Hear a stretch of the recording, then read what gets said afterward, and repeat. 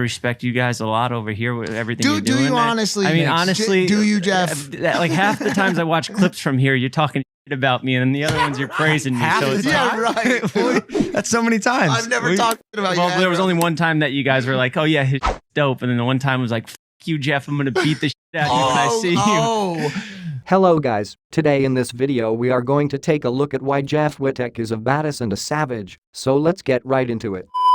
Susie, I'm pissed. Why? Because the attitude you gave me was worse than your brother's. I didn't even give you any attitude. What did are you seriously? Are you really mad about it? Seriously? I'm sorry if I offended you. Okay, you're gonna come on camera now and act nice? I told you sorry 5 minutes ago. Oh yeah, okay, but when I came in, I was stressed out. I'm doing multiple charity stuff this week. I'm working with nonprofits. I'm trying to save the world. Jeff addresses a joke he made about Logan Paul with David. David and Jeff as well made their way to the podcast set during the party and made some unflattering comments that we also joke around about sometimes. So it wasn't a huge deal, but I got a little too comfortable too quick, and I made a joke that was, you know, Logan doesn't like joking about that why don't stuff. you just say it? Why don't you say it now that I'm first here? First of all, that joke David made. I mean, fucking throw David right under the bus. When he shared a serious moment from his documentary. I have 5 metal plates in my face. He's gonna take out definitely these 2, because these ones are the ones that bother me the most. Like anytime I wash my face, it hits like a nerve, like every day. So now I'm like scared to go under the knife. Last time I was like, fuck it, I don't care if I die. But now it's like, all right, just don't cut my eye out. Mike, you're good, man. I used to think you were just a fucking clout chaser and you just hung out around here for money, but you're smart. You know, that's absolutely Hold on. He's still both of those first 2 things. but also smart. But most importantly. No, 100%. Good luck. Yeah, whatever. Don't make it weird. Get your hand out there. Yeah. Give us a hug. Hey, you better pray. Yeah, I'm gonna sign in right now for my eye. Get that eye. We're here with my friends. They came along to support me throughout my surgery because it's a stressful thing to go through. Surgeries are not fun.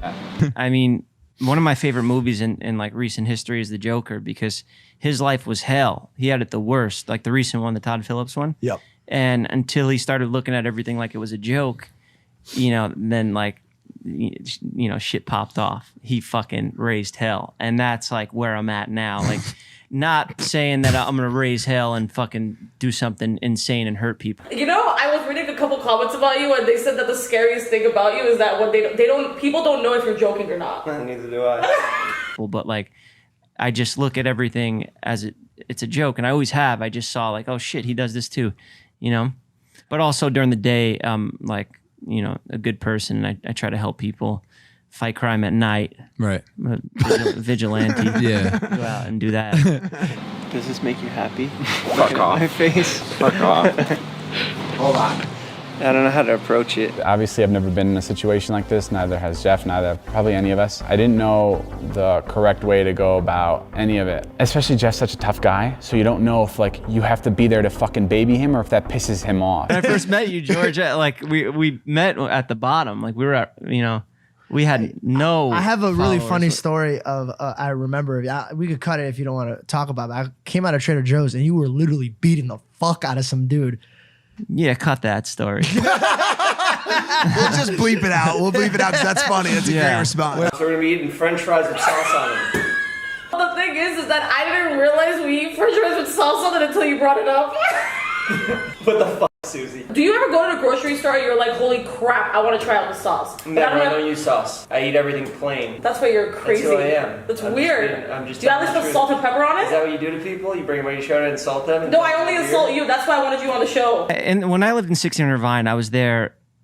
That was my trap house. I moved there before any Viners lived there, and I was just buying weed and mailing it back to New York. That was like, you know, weed's fucking legal now. It's decriminalized. It's harmless. I wasn't killing people. You know, I was just fucking trying to make a little money for my old barbershops. Must be nice still being good looking, huh, Todd? Remember when I was good looking? And your friend took that from me. Dude. I didn't know how to navigate that properly, how to like reach out to him in a way that doesn't make him feel like I'm reaching out just to check on him because he's injured. It's all your fault. If I never met you, I'd never be here. It's a little awkward for both of us.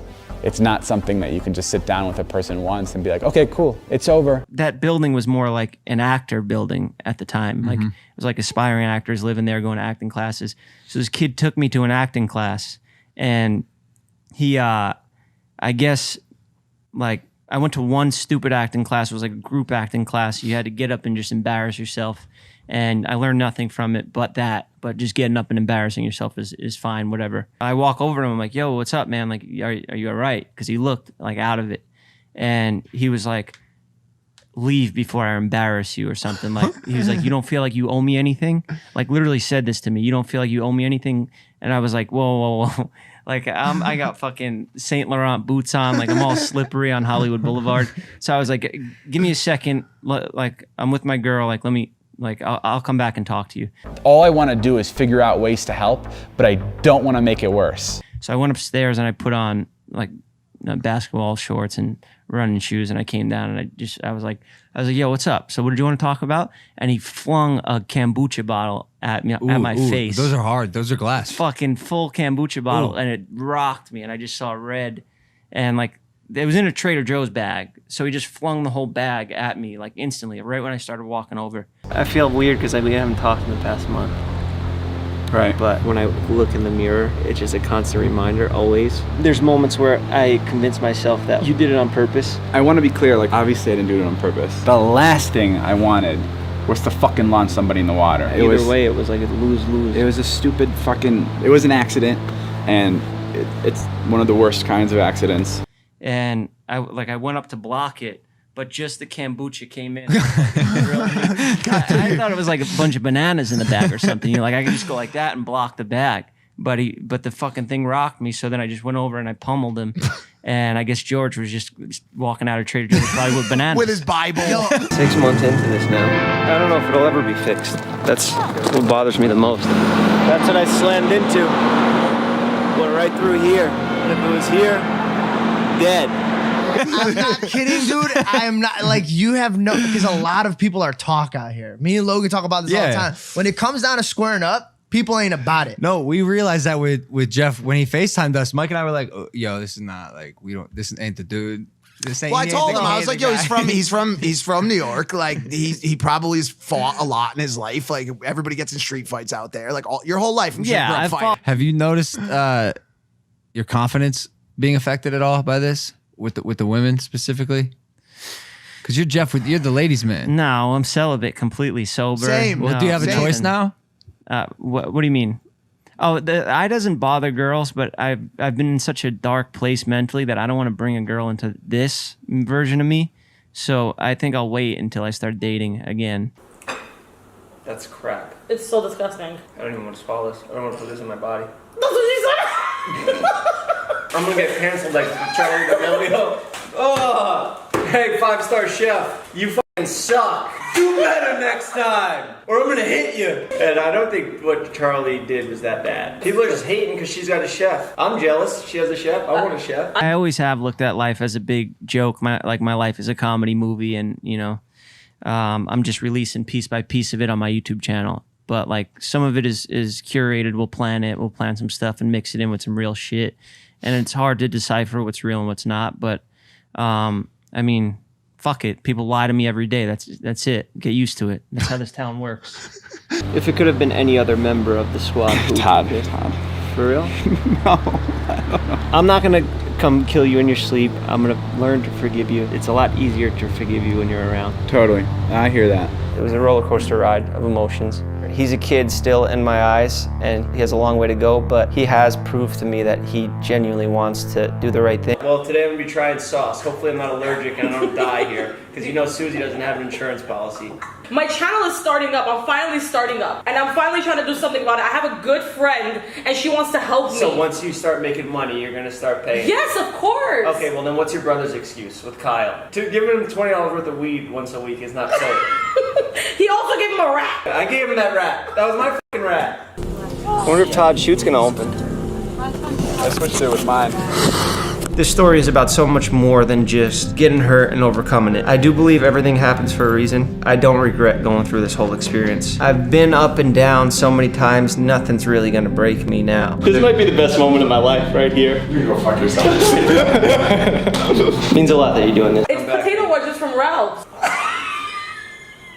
I've never eaten one of these in my life. Who have you had on this show so far? I've had my cousin, I've had Jonah, Joe, I've had Jason, I've had my editor Alexis and my friend. All of the D-list Vlog Squad members. You're jumping up 3 tiers. What are you, You're going B? straight to A-list. Get out of here, no you're not A-list, I'm A-list. This is a step up. Yeah, you are A-list. I've been sending David pictures of an ice cream scooper and devices to gouge his eye out, just to let him fear losing his eye a little bit too. Seeing him scared and not in control was nice. Did it make everything better? No. But it made me feel good to see him go to that extent that he would risk his own life. And now he's doing his first jump. But I remember how I felt. This is fucking nuts. I'm jumping out of a plane by myself with nobody. I know a lot of you guys were familiar with the weight loss challenge I did with Susie's family. Unfortunately, that family's relevancy has plummeted. So I had to recast new members that are fresh, funny, new, hot stuff we got coming. Big boys, the beefy boys it's called, and they're all great. So seeing him scared shitless, it was a really nice moment.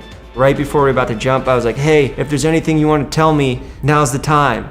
He was like, what are you talking about? I was like, you're gay, right? And he was like, yeah, I like boys. I think he was kidding, but I don't know. It's kind of hard to judge the sauce when you're eating it off an ice cold potato wedge. Nice, we got a spit take. Yeah, that made my week. Yeah, napkins? No napkins. This is the best episode of Sauce Wars. We cannot top this. It is really cold. Nothing's gonna taste good. Why do we do fries? Is it because it's cheap? No.